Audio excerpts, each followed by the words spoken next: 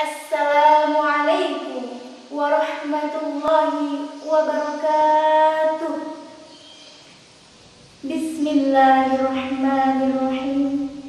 Alhamdulillahilladzi nahmaduhu wa nasta'inuhu wa nastaghfiruh wa na'udzu billahi min syururi anfusina wa min sayyiati a'malina may yahdihillahu fala mudilla lahu wa may yudlilhu fala hadiya lahu. Asyhadu an la ilaha illallah wa asyhadu anna Muhammadan abduhu wa rasuluhu la nabiyya ba'dah. Amma ba'd. Ayyuhal muhajirun ittaqullaha haqqa tuqatih wa la tamutunna illa wa antum muslimun. Dewan juri yang saya hormati, hadirin dan hadirat yang saya cintai. Bulan Ramadan merupakan bulan yang suci.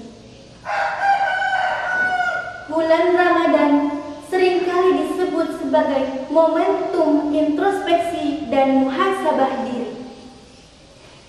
Ibarat motor, puasa merupakan saatnya turun mesin untuk meneliti dan memeriksa sekaligus memperbaiki berbagai onderdil yang rusak. Ibarat komputer, puasa merupakan proses merestart diri. Restart diartikan sebagai kembalinya setelah dimatikan beberapa saat, sebagai langkah mengintegrasikan rohani dan jasmani supaya menjadi lebih baik dan holistik. Saudara-saudara yang berbahagia, Ramadan kali ini milenial Islam berperan aktif dan berkontribusi sebagai penggerak para pemuda. Mengapa demikian? Sebab katanya milenial Islam jika bakal membawa perubahan bagi peradaban manusia. Perubahan yang baik tentunya membutuhkan insan berkualitas untuk menjadi penggeraknya.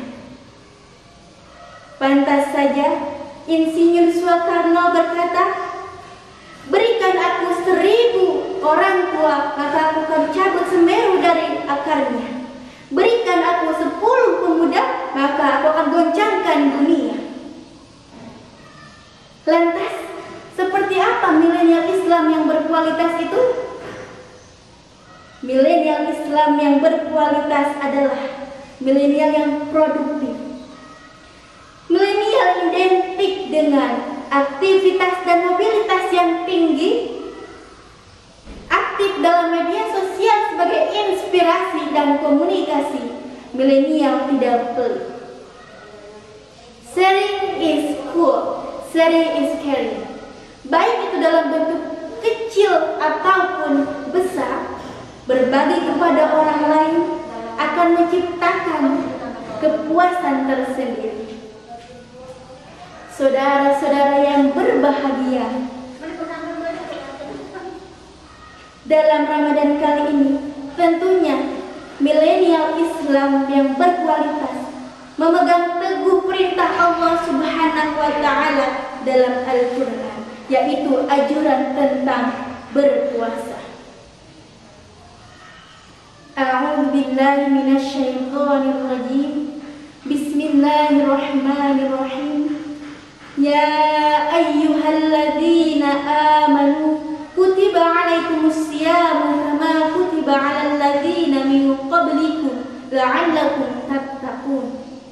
Yang artinya, wahai orang-orang yang beriman, diwajibkan untuk kalian semua berpuasa sebagaimana telah diwajibkan kepada orang-orang sebelum kamu supaya kalian semua bertakwa. Quran Surah Al-Baqarah ayat 183. Dari Abu Hurairah radhiyallahu anhu, Rasulullah sallallahu alaihi wasallam bersabda, "Kullu amalin ibnu Adam yudha'aful hasanatu asyru amsalha illa sab'ati ma'ati dhi'fin." Qala Allahu 'azza wa jalla, "Illa sawmi fa innahu li wa ana ajzi bihi yad'u syahwatahu wa du'amahu min ajli." Seluruh perbuatan amal baik manusia akan dilipat gandakan oleh Allah Subhanahu wa taala menjadi 10 bahkan 700 kali lipat. Mengapa demikian?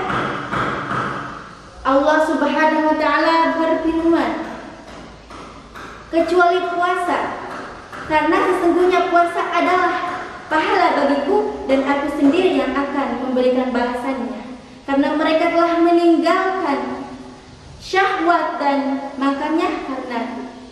Hadis riwayat Bukhari dan Muslim. Saudara-saudara yang berbahagia, ada satu kisah di mana ketika Rasulullah Shallallahu Alaihi Wasallam hendak menaiki tangga mimbar yang pertama, kedua, dan ketiga, beliau mengucapkan amin. Para sahabat kebingungan, dan ketika Rasul pun selesai khutbah, para sahabat bertanya, "Wahai Rasulullah Shallallahu Alaihi Wasallam, kami mendengarkan ketika kau naik kepada mimbar ke tangga 1, 2, dan 3, engkau mengucapkan amin." Nabi Muhammad pun menjawab, "Sesungguhnya ketika aku hendak menaiki tangga pertama, malaikat Jibril datang kepadaku dan berkata, 'Celakalah bagi orang-orang yang ketika datang bulan Ramadan tetapi dosanya tidak diampuni.' Maka aku pun berkata amin," kata Rasulullah. Lalu Rasul berkata lagi, "Ketika aku hendak menaiki tangga kedua, malaikat Jibril pun berkata lagi, 'Celakalah bagi orang-orang yang mendapati kedua ataupun salah satu orang tuanya masih hidup, tetapi mereka tidak menjadikan kebahagiaan surga baginya.' Maka aku pun berkata amin," kata Rasul. Lalu ketika aku hendak menaiki tangga ketiga, malaikat Jibril kembali berkata kepadaku, "Celakalah bagi orang-orang yang ketika mendengarkan nama Nabi Muhammad SAW, tapi mereka tidak bersalawat kepadamu." Maka baginda pun berkata amin. Perlu kita ketahui hadirin, dalam salah satu kitab yaitu Duratun Nasihin menjelaskan ketika kita mendengarkan Nabi Muhammad SAW di hadapan kita dan dia tidak berkata ataupun bersolawat kepada Nabi, maka itu adalah orang yang paling pelit di dunia. Na'udzubillah, summa na'udzubillah.